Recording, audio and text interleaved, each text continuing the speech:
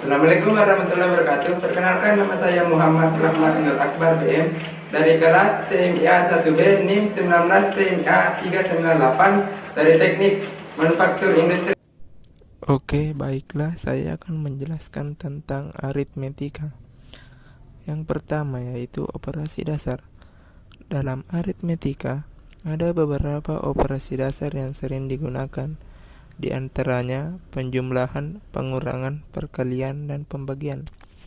Perhitungan yang dilakukan dalam aritmetika dilakukan berdasarkan suatu urutan mengenai operasi yang mana lebih dahulu dikerjakan. Yang pertama yaitu penjumlahan.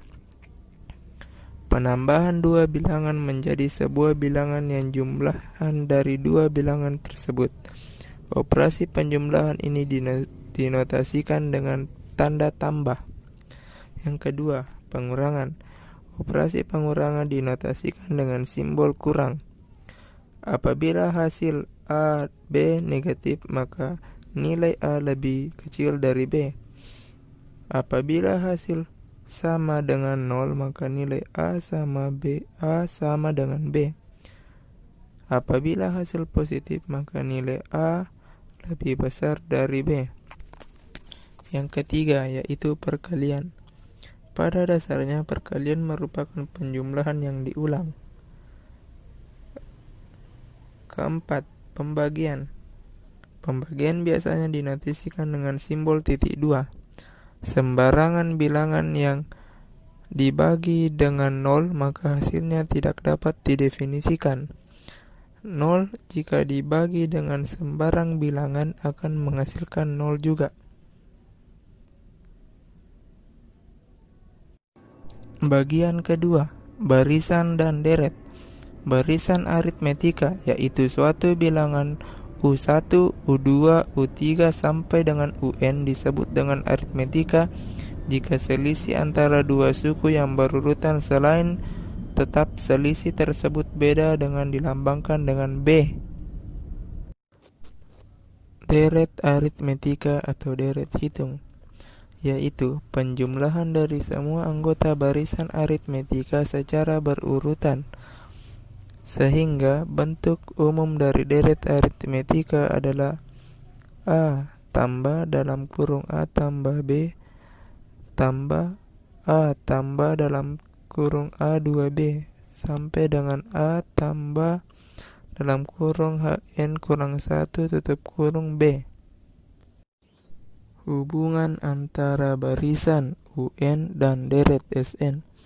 Hubungan antara barisan atau UN dan deret atau SN dapat dilihat pada persamaan UN sama dengan SN dikurang SN kurang 1.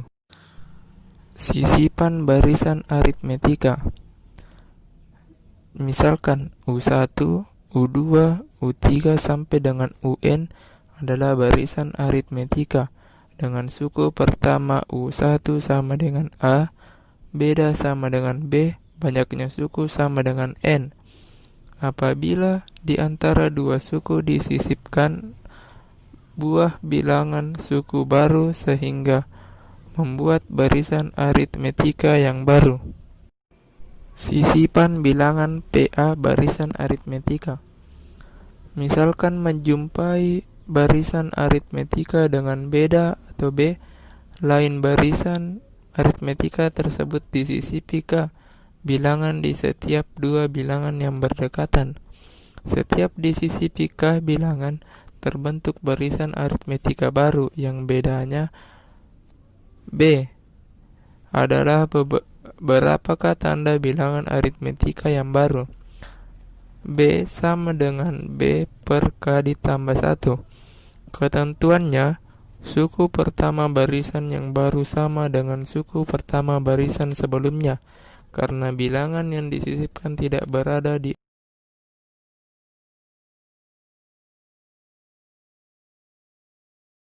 Saya akan menjelaskan tentang pengertian bilangan pecahan. Istilah bilangan pecahan dalam ilmu matematika terdiri dari pembilang dan penyebut. Pada hakikatnya, bilangan pecahan ini digunakan untuk bagaimana cara menyederhanakan pembilang dan penyebut ini, karena penyederhanaan pembilang dan penyebut ini dapat memudahkan proses operasi aritmetika sehingga tidak menghasilkan angka yang terlalu besar namun tetap memiliki nilai yang tetap. Contoh bilangan pecahannya itu 4/6. 4 adalah pembilang dan 6 adalah penyebut. Yang kedua, yaitu jenis-jenis pecahan. Pertama, bilangan pecahan murni. Selanjutnya, bilangan pecahan biasa. Kemudian, bilangan pecahan campuran. Kemudian, bilangan pecahan desimal. Kemudian, bilangan pecahan persen dan bilangan pecahan per mil. Oke, baiklah, saya akan menjelaskan tentang jenis-jenis bilangan pecahan. Yang pertama yaitu bilangan pecahan murni. Bilangan pecahan murni adalah bilangan pecahan yang mana pembilang dan penyebutnya merupakan bilangan bulat, serta berlaku pembilang lebih kecil daripada penyebutnya. Pecahan murni dapat dinyatakan sebagai pecahan biasa, akan tetapi pecahan biasa belum tentu dapat dikatakan sebagai pecahan murni.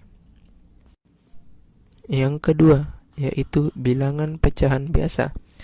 Bilangan pecahan biasa adalah bilangan yang terdiri dari pembilang dan penyebut, yang mana angka pembilang nilainya lebih kecil daripada nilai angka penyebut. Yang ketiga, bilangan pecahan campuran.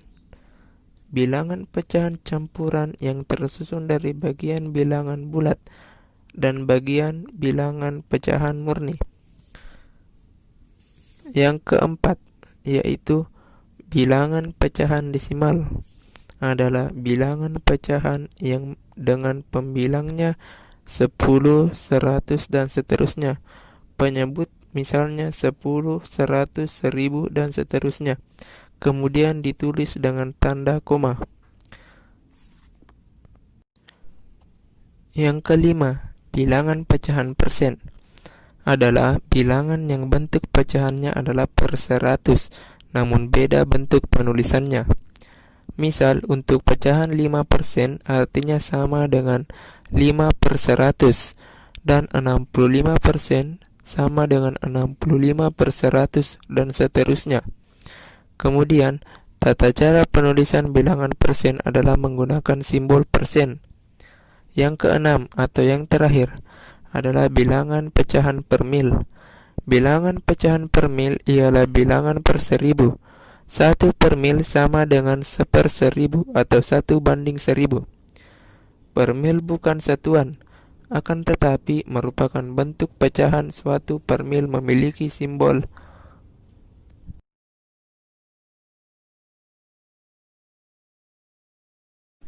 Oke, baiklah, saya akan menjelaskan tentang presentasi dan rasio.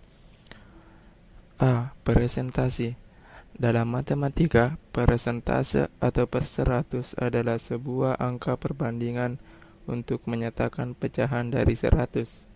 Kata persen berasal dari bahasa Latin percentum, yang artinya per 100. Persentase sering ditunjukkan dengan simbol persen. Persentase juga digunakan meskipun bukan unsur ratusan. N persen sama dengan N per 100. Jadi, N per 100 dari suatu kuantitas adalah N per 100 dari kuantitas itu. Dengan demikian, 1% adalah 1/100 dari keseluruhan dan 100% menunjukkan secara kuantitas. Sebagai contoh, 4 orang dosen sedang mengawas ujian di kampus. 3 dari mereka tak berkacamata dan 1 orang berkacamata. Persentase dosen tak berkacamata adalah 3 dari 4. Jadi 3/4 sama dengan 75/100 atau 75%. Sementara dosen yang berkacamata adalah 1 dari 4. Jadi 1/4 atau 25/100 atau sama dengan 25%. Jadi persentase dari dosen yang tak berkacamata adalah 75%. Dan yang berkacamata adalah 25%. Yang kedua yaitu rasio. Rasio adalah perbandingan antara dua besaran atau lebih. Dalam menghitung rasio harus menggunakan satuan yang sama. Apabila terdapat perbedaan, maka harus dilakukan penyamaan satuan terlebih dahulu. Secara umum, rasio dilambangkan dengan A per B atau A.2B. Contoh 1. Rasio 15 terhadap 105 adalah 1/7 atau 1:7. Contoh 2. Di kelas 5 SD, Sukamaju ada 15 laki-laki dan 20 siswa perempuan. Sedangkan di kelas 6 SD ada 12 siswa laki-laki dan 16 siswa perempuan. A. Nyatakan banyaknya siswa laki-laki dan perempuan kelas 5 SD. B. Nyatakan banyaknya siswa laki-laki dan perempuan kelas 6 SD. Jawabannya adalah A. Rasionya adalah 15/20 dan B. Rasionya adalah 17/16. Oke, baiklah, saya akan menjelaskan tentang bab perpangkatan. Perpangkatan adalah operasi matematika untuk perkalian berulang suatu bilangan sebanyak pangkatnya. Pangkat suatu bilangan adalah angka yang ditulis lebih kecil dan terletak agak ke atas. Berdasarkan semantik, penulisan huruf disebut dengan script. Contoh 2/3, 3/2, dan 4/3. Dalam bahasa Inggris, perpangkatan disebut dengan power atau eksponen. A. Cara menghitung pangkat. Contohnya 2/3, yaitu 2 kali 2 kali 2, hasilnya sama dengan 8. Secara matematis, perpangkatan bilangan dapat dituliskan sebagai berikut. A pangkat N sama dengan A kali A kali A sebanyak N kali. Dengan keterangan A adalah bilangan yang dipangkatkan atau bilangan pokok, dan N adalah pangkat. B. Sifat perpangkatan. Semua bilangan pangkat 0 sama dengan 1. Berdasarkan konsep dasar, semua bilangan yang dipangkatkan 0 mempunyai hasil 1. 2. Perkalian bilangan berpangkat. Jika P merupakan bilangan pokok dan Mn merupakan pangkat dengan P, Mn merupakan bilangan real, berlaku P pangkat M dikali P pangkat N sama dengan P pangkat M tambah N. 3. Pembagian bilangan berpangkat. Jika P merupakan bilangan pokok dan Mn merupakan pangkat dengan P, Mn merupakan bilangan real, berlaku P pangkat M dibagi P pangkat N sama dengan P pangkat M dikurangi N. 4. Perpangkatan bilangan berpangkat. Jika P merupakan bilangan pokok dan Mn merupakan pangkat dengan P, Mn merupakan bilangan real, berlaku buka kurung P pangkat M tutup kurung pangkat N sama dengan P pangkat M dikali N. 5. Bilangan dengan pangkat negatif. Secara matematis, bilangan pangkat negatif dapat dirumuskan A pangkat minus B sama dengan 1/A pangkat B. 6. Bilangan pangkat pecahan. Secara matematis, bilangan pangkat pecahan dapat dirumuskan sama dengan A pangkat M per N atau sama dengan akar N akar. Setelah saya akan menjelaskan tentang operasi aljabar. Aljabar adalah cabang ilmu matematika di mana dalam penyelesaian masalah, angka akan digantikan dengan sebuah huruf. Kata aljabar sendiri diambil dari bahasa Arab, yaitu al-jabr, yang berarti pengumpulan bagian yang rusak. Awalnya, Aljabar disebut prosedur operasi pengaturan patah atau diskolasi tulang. Makna matematisnya sendiri pertama kali tercatat pada abad ke-16. Aljabar dibentuk oleh kombinasi huruf dan angka.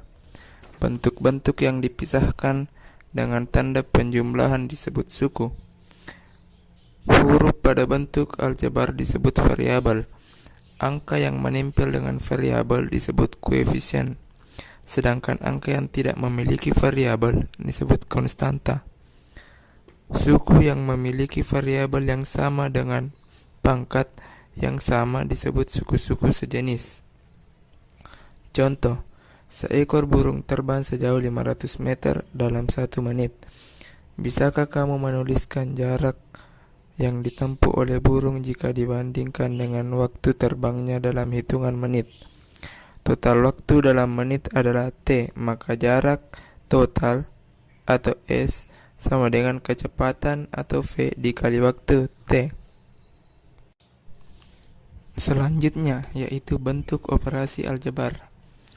Di aljabar kita mengenal ada 4 operasi hitung yang dapat digunakan. Di antaranya penjumlahan, pengurangan, perkalian, dan pembagian. 1. Penjumlahan. Suku-suku yang dapat dijumlahkan dalam bentuk aljabar adalah suku-suku yang sejenis. Penjumlahan bentuk ini dapat dilakukan dengan menjumlahkan koefisien dengan koefisien maupun konstanta dengan konstanta pada suku yang sejenis tanpa merubah variabelnya. Contoh, 5AB ditambah 3AB ditambah 2AB sama dengan buka kurung 5 ditambah 3 ditambah 2 tutup kurung AB sama dengan 10AB. Kedua, pengurangan. Suku-suku yang dapat dikurangkan dalam bentuk aljabar adalah suku-suku yang sejenis. Pengurangan bentuk ini dapat dilakukan dengan mengurangkan koefisien dengan koefisien maupun konstanta dengan konstanta pada suku sejenis tanpa merubah variabel. Contoh, 6AB dikurang 3AB sama dengan buka kurung 6 dikurang 3 tutup kurung AB sama dengan 3AB. 3. Perkalian. Perkalian pada bentuk aljabar dapat diselesaikan dengan cara distributif. Pada perkalian aljabar, pangkat variabel akan ditambahkan. 4. Pembagian. Pembagian bentuk aljabar satu suku dapat dilakukan dengan menghitung hasil bagi koefisien dengan koefisien dan variabel dengan variabel. Pada pembagian variabel, pangkat variabel akan dikurangkan. Sedangkan untuk pembagian lebih dari satu suku, maka dapat menggunakan cara bersusun.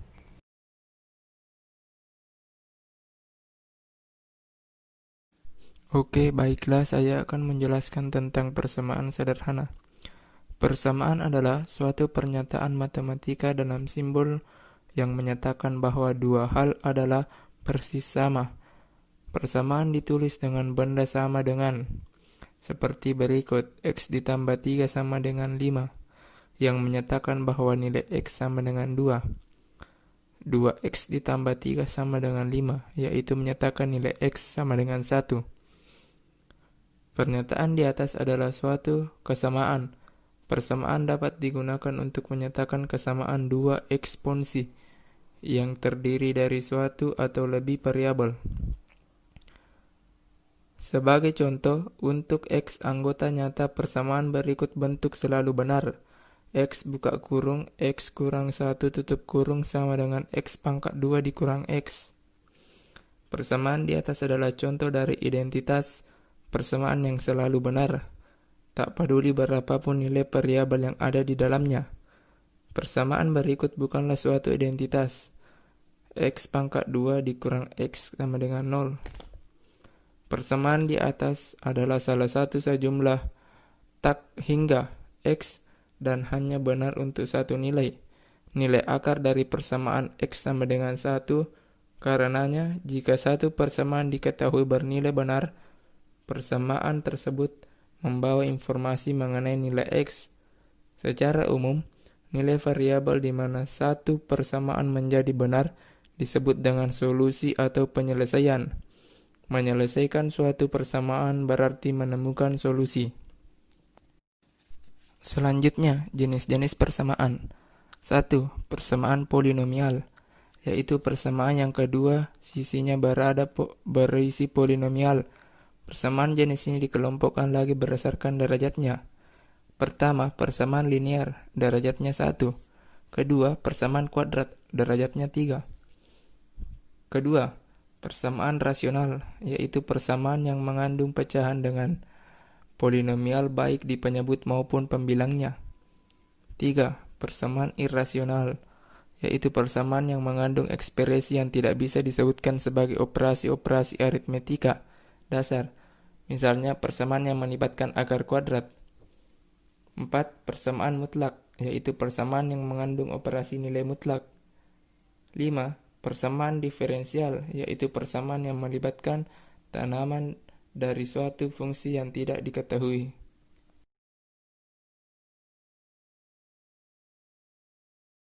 Baiklah, saya akan menjelaskan tentang transposisi rumus. Transposisi rumus.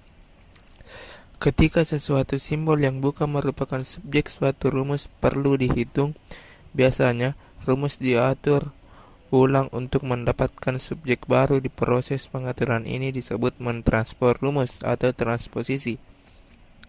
Aturan yang digunakan untuk transposisi rumus adalah sama dengan yang digunakan penyelesaian persamaan-persamaan sederhana. B. Fungsi transposisi. Transposisi dengan n bilangan bulat mod 12 adalah fungsi Tn Z12 kurang Z12 Tn fungsi X sama dengan X ditambah N mod 2. Keterangan n sama dengan 0, 1, 2, 3 sampai dengan 11 searah jarum jam.